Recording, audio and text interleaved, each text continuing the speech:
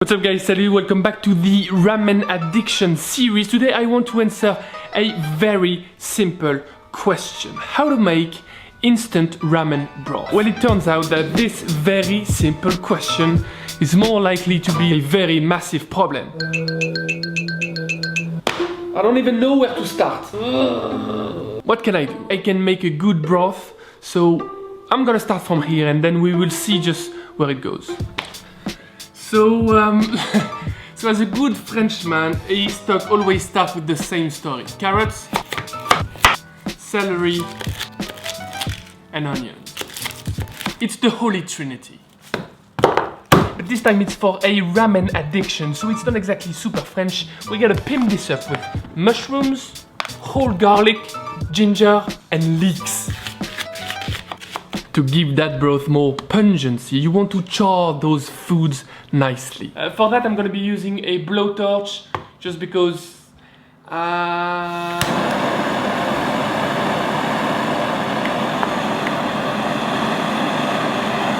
them to the pot. So to get more fattiness, more richness, more complexity, I'm going to add some meat. Things are gonna get bloody. Yeah, so that's basically where we're going. If you're a vegetarian or a vegan, don't despair, there is something for you too. For the chicken, you wanna use the whole carcass and a few wings just to round it. For pork, the best is to use pig trotters split in half lengthwise, but you can also use just a big slab of bacon instead.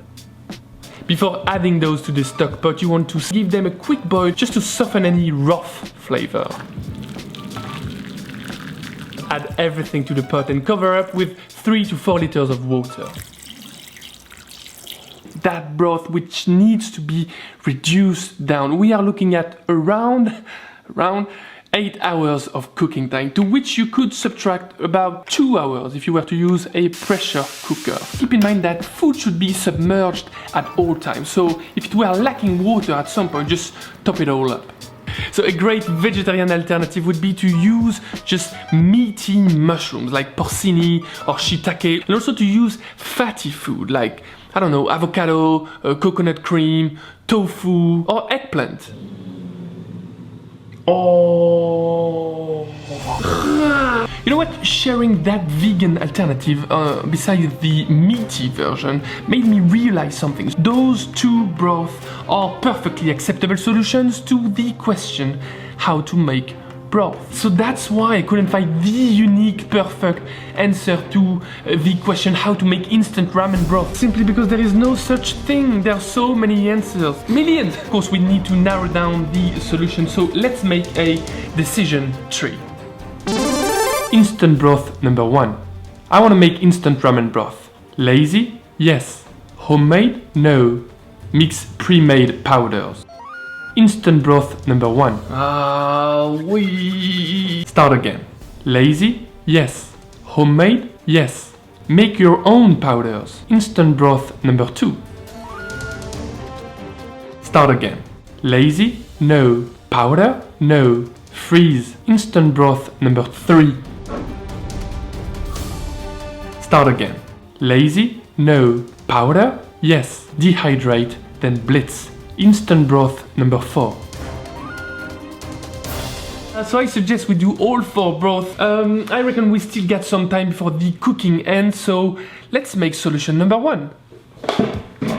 In a small container, add a pinch of garlic powder, onion powder, dried parsley, celery powder, dry coriander or cilantro, ginger powder, ground black pepper, and salt. Okay, so that's basically instant broth number 1 sorted. Now let's go back to the cooking broth. After about 8 hours, you should get something very thick, opaque, and golden brown-ish. Next step is to pass it through a sieve with a fine mesh, really pressing down any solids firmly to get all the juices out. Now to prepare instant broth number 3 and number 4, I am dividing that in 2.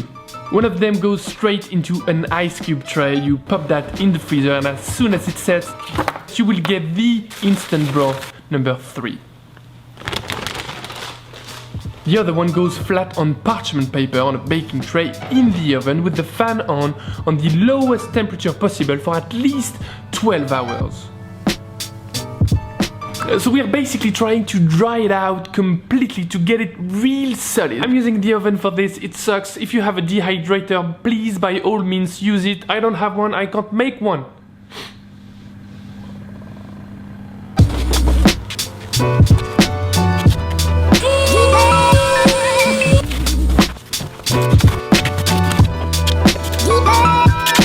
It uses the same industrial heater. Hot air goes in, gets compressed, speeds up, and then hits the tray and hopefully dries out the broth a lot quicker. Right, so we now have a minute or two, probably a bit more, before the whole process just comes to an end. So let's just use that and make instant broth number 2. Fry up some bacon until it's completely cooked through. Pat it dry thoroughly and then add it to the jar of a blender. Add a nice piece of dried kombu, a few dried shiitake mushrooms, and then blitz everything together into a fine powder. Just to make it a bit more complex, add a bit of that instant broth number 1, and that's it, you've got instant broth number 2. Okay, let's go back to the drying process.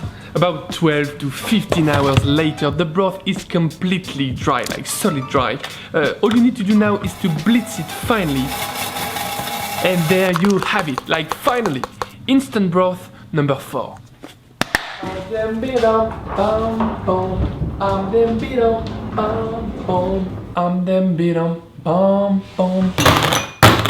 Let the tasting session begin. Instant broth number 1, number 2, number 3, number 4. It's not bad, but there is no balance. This one is much more enjoyable. There is the bacon flavor coming up. Salivating action right here, probably because of the seaweed. Pork, chicken, yeah, there is something going on. This one is more caramelized, more toasty, more chocolatey, if that makes sense. So at the end of the day, the $1,000,000 question is very simple. Which one is my favorite? The first one is out, because there is no unity. The fourth one is just out too. There is too much process. We are left with the second, which is in my opinion the most convenient, and the third, which will be my go-to. So long story short, it works, it's delicious, and I've just solved my problem.